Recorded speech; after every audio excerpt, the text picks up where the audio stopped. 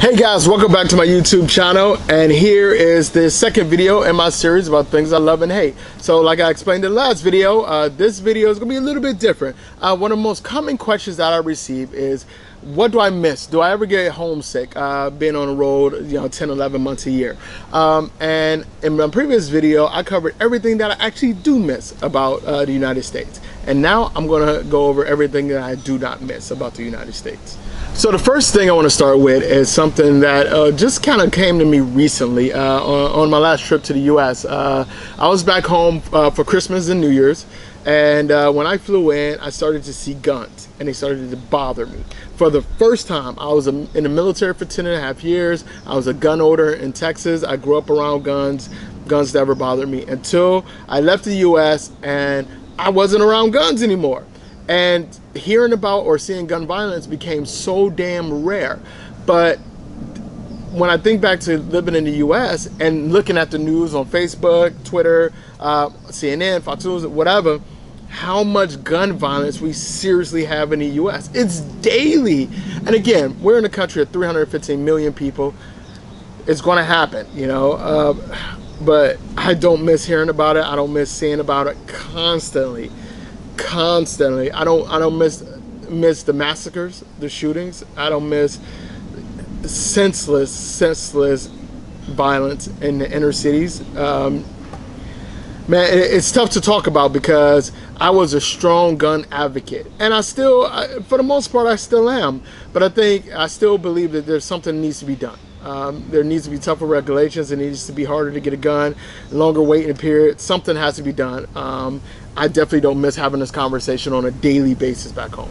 I probably should have made this number one, but the biggest thing I don't miss about the United States is the negativity. We are so fucking negative. And here's why. Let me explain why the United States is so negative at times. It's because we don't really have shit to worry about. Man, I'm gonna get in trouble for saying this, but we have poverty, but we ain't got Haiti poverty. I mean, we ain't got Cambodia poverty. We ain't got Bulgaria poverty. We make up shit to be upset about. People are running around with iPhones and new Jordans complaining about being broke. We find things to argue about and complain about. It's amazing to me when I look at Facebook and just see all the negativity. And I'm not saying ignore stuff like a young black man being shot in the ass all the time, or income inequality, or women's rights, transgender rights, which people seriously, I'm gonna stop for a second. People seriously need to start talking about what's going on with transgender people in the United States, and not even just the United States, but globally. The things that transgender people are dealing with is fucking amazing. But everybody wants to go about bitch and moan about veganism and feminism and homophobia and xenophobia. You need to talk about transgender rights. All right, back to the rant. So negativity, it weighs on you. And when you're constantly surrounded by negativity, when you're constantly being told how bad things are, that's all that's going to be stuck in your head. So I feel terrible when I go home and that's all I hear about. People hate their jobs, they hate their lives, they hate their neighbors, they hate Facebook, they hate movies that are coming out. It's all about hate. I even look at YouTube. Some of the more popular American YouTubers are popular because they're fucking assholes. Think about the most popular YouTubers and they spew hate. That's all they do. But they have 150, 200,000, a million followers, and all they do is spew hate. And it's frustrating to see, and I do not miss being around that. So this next one is specifically travel related. The lack of public transportation options and the lack of affordable flights. It is insane to me how much flights in the US cost within the United States. I know my Canadian friends are probably going to say, shit, it's worse up here. Yeah, in Canada it's even worse than it is in the United States.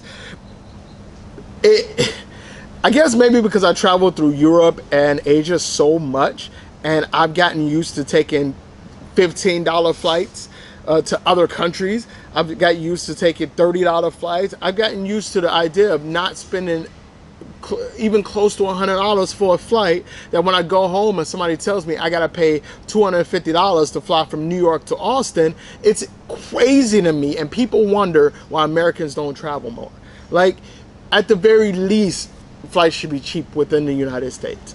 We should have long ago had a high-speed rail system in the United States overall. Like, Europe is killing us when it comes to free travel and allowing people to get around.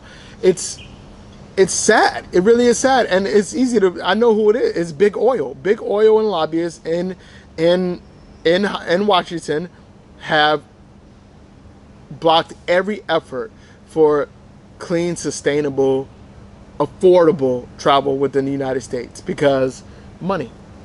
Pretty simple. And this is another problem that we have. I should, you know what, I'm gonna save my political rant for another point.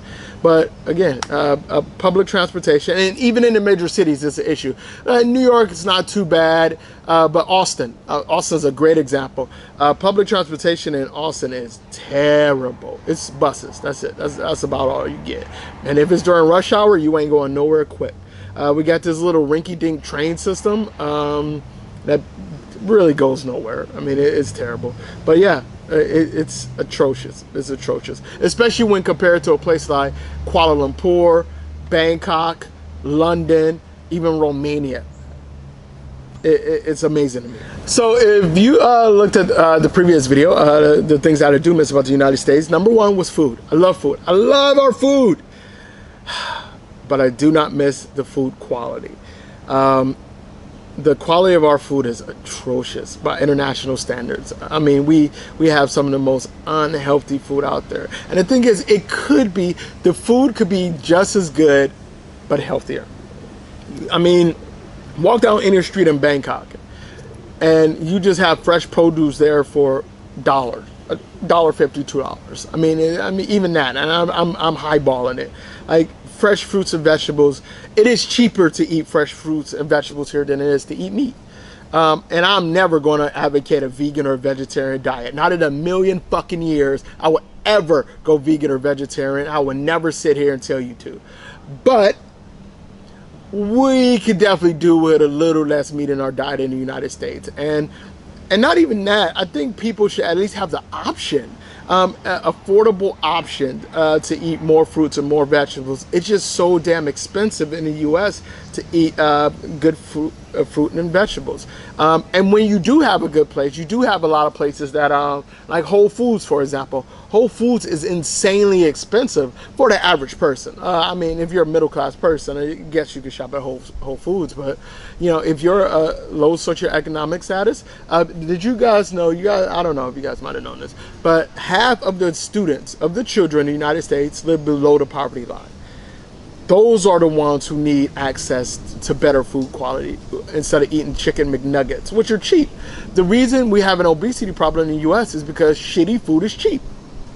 It's simple. It's a simple equation. So one of the biggest things that I do not miss is our low food quality out. I honestly should do an entire video on this, but I do not miss American politics. And I think that, you know what, this seriously ties back to everything that I've already said. Low food quality, negativity, lack of transportation, I mean, guns. Yeah, all of this boils down to politics, man. Not only is our political system just broken, it is corrupted by money. It is not even really a democratic system anymore. I hate to talk about Donald Trump, but I'll talk about Donald Trump because Donald Trump's a perfect example of everything wrong with our political system. Our political system has been corrupted by money. So basically, to be a politician, you have to have money. Now there are a couple politicians who aren't moneyed up, but Donald Trump is a great example of money. Of money. You think Obama would have been president if he didn't have money? Come on now. And that's a big issue. It's a really big issue. They're bought and they're sold, and they don't represent the interests of the people anymore. They like to spread this fear. And fear is a great tool. It's so interesting. If anybody watches House of Cards, even if you don't watch House of Cards, watch the very last episode of the last season. where they basically summed up U.S. politics in one episode. Fear. Fear. Politics by fear. Governance by fear. We are so fucking afraid, not only of terrorism, we are afraid of everything. We're afraid of a recession. We're afraid of our neighbors. We're afraid of guns. We are absolutely afraid. We're afraid of black people. Like, we're afraid of everything. And it's all because the politicians stoke the fire and they feed the flame, and an ignorant population is easy to control. So until the American people decide that we want a political change, nothing's going to change. It's our fault. We have the government that we deserve. Donald Trump being a front runner to become president of the United States is entirely our fault as a community, as a country, because we allowed this to happen. When we stopped watching, when you look at TLC, the Learning Channel, and you see reality TV shows about eating too much instead of learning stuff. Like when Kim Kardashian became famous. Like when celebrity trumped experience. Barack Obama never should have been president of the United States. And people give me flack for saying that, but Barack Obama was elected on celebrity. And again, I underestimated Barack Obama. I think he's one of the greatest presidents in United States history. I think he did a phenomenal job. I wish he could run for another 4 years. I am not bashing Obama. But from a pure experience standpoint, based on who he was running against, he should not have been president of the United States. Simple. Actually, it should have been Ron Paul. Now, honestly, Hillary Clinton shouldn't be the front runner. Bernie Sanders should be. But that's politics. I don't miss it. I don't miss the back and forths. I don't miss the argument. I don't miss the us versus them, the left versus right.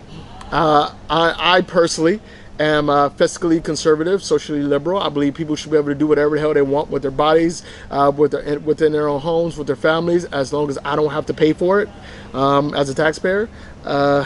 And that's just my view on it. But I don't miss being involved in this constant political debate back home. All right, that one, the politics, that got a little ranty. Sorry about that. But this last one was a little more simple. And maybe Europeans might understand me on this one. But arguing over tipping. Now, I have been in a years-long battle over tipping culture. I hate tipping culture. I understand where tipping culture came from. A lot of people don't understand where tipping culture actually fucking came from. But they perpetuate this this cycle and this system of worker abuse. This is the tipping culture in the United States is worker abuse. It's a system that's been manipulated. It's been abused by restaurant employees and restaurateurs, as well as the general public, and it needs to stop. And I get into heated. I honestly think that I get into bigger arguments about tipping than I do about anything else, including politics. It's such a divisive topic in the U.S. I have no idea why it's still going, but it is what it is. But that's the last thing. I do not miss tipping culture in the United States. All right, guys, thank you so much for coming back to my channel. Hopefully you watched my other video as well. It's far less negative. I'll link it at the end of this one. Just go ahead and click it. And please make sure you like the videos, you subscribe, you share with your friends. And mainly comment below, man. Let me know what you guys think. I really take all your comments seriously, all your suggestions seriously, and let me know what you guys want me to talk about next. This is your channel. It's made for you guys. So I'll catch you guys later. Peace.